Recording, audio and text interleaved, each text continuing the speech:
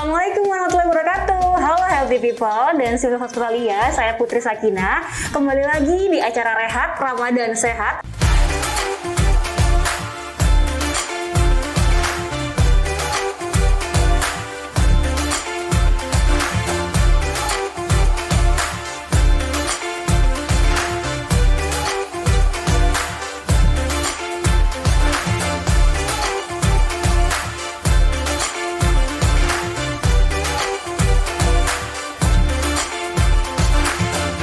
Hari ini kita akan membahas mengenai penyakit jantung sebagai a silent killer. Untuk itu telah hadir bersama kita dokter kebanggaan Rumah Sakit Umum Daerah Provinsi NTB, Dr. Yusra Pitaningrum, spesialis jantung dan pembuluh darah konsultan yang merupakan ketua Perhimpunan Dokter Spesialis Kardiovaskular Cabang Mataram. Assalamualaikum dokter. Waalaikumsalam. Alhamdulillah sehat Mbak Sakina. Alhamdulillah dokter. Terima kasih udah diundang di sini. Sama-sama dokter. Izin dokter kita akan memainkan mitos dan fakta, di mana saya akan menyampaikan terkait dengan pertanyaan dari Hospitalia terkait dengan penyakit jantung. Dokter nanti mohon untuk menjawab apakah mitos atau fakta dengan mengangkat simbol yang ada di depan dokter ya. Oke. Kita mulai dokter?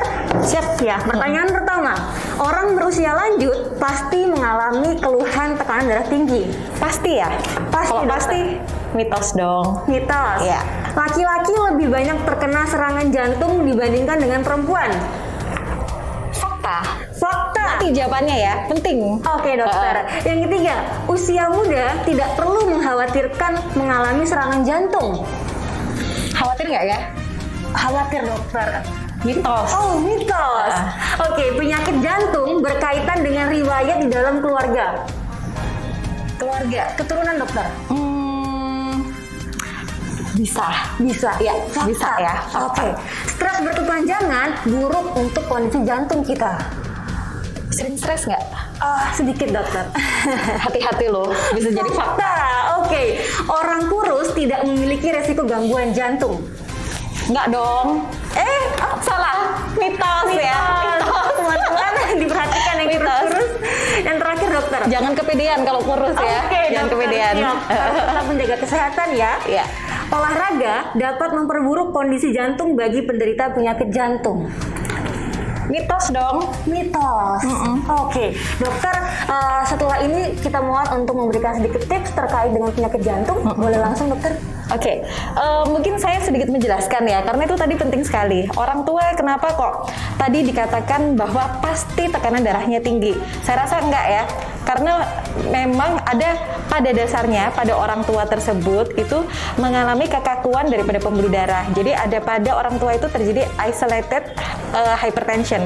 Tensi sistoliknya tinggi, diastoliknya cenderung rendah.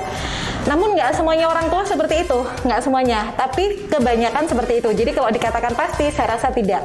Dan target penurunan tekanan darah seperti apa? Hampir sama dengan yang lainnya, di bawah 140 per di bawah 90. Kemudian mungkin saya jawab yang lain ya Mbak ya. Oh boleh dokter. Soalnya nggak enak kalau misalnya nanggung ya. Silakan. Nah, yang kedua tadi mengenai laki-laki yang banyak kena serangan jantung dibandingkan perempuan.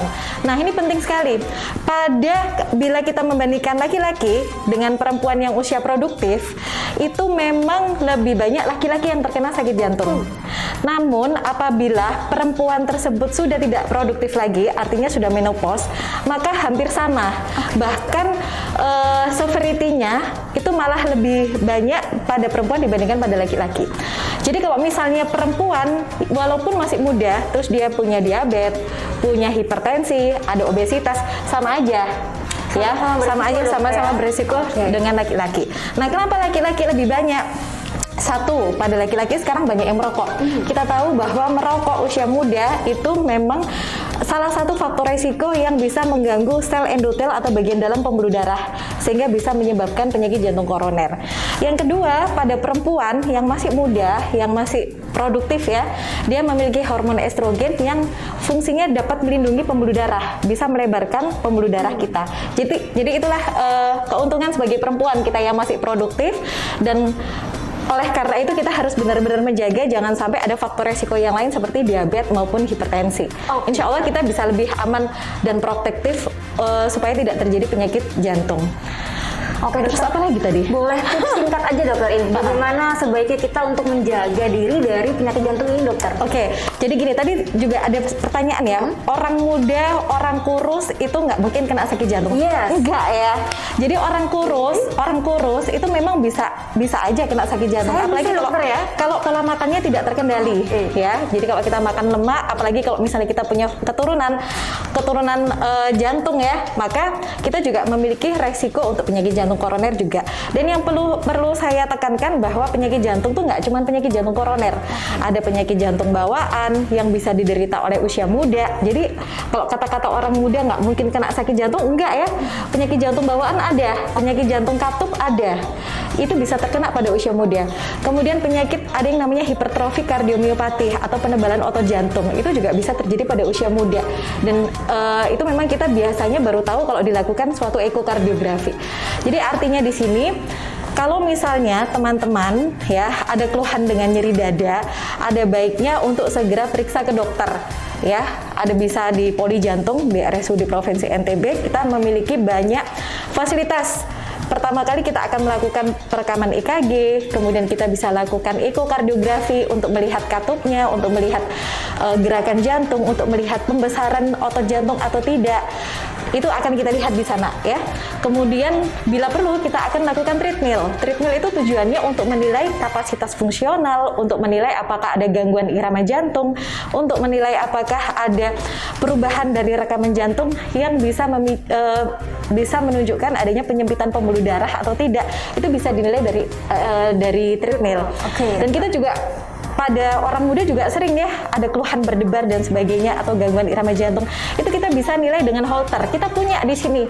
Jadi Rumah Sakit Umum Daerah Provinsi NTB ini super lengkap. Fasilitasnya super lengkap se-NTB. Jadi kita semuanya punya. Dan kalau misalnya ada teman-teman walaupun masih muda maupun tua, datang aja. Kalau ada keluhan nyeri dada ke Poli aja ya. Nggak usah ragu-ragu. Ya. Banyak dokternya di sini, tenang. Jadi siapa saja bisa. Fasilitas lengkap, baik yang berupa diagnostik sampai berupa terapi. Jadi nggak perlu khawatir. Mungkin itu sih dari saya. Oke, cukup dokter. Baik, teman-teman Healthy People dan juga Sivitas Hospitalia, setelah kita dengarkan tips dari Dokter Yustra, selamat menjalankan ibadah puasa. Sampai bertemu lagi. Assalamualaikum. Assalamualaikum. Terima kasih.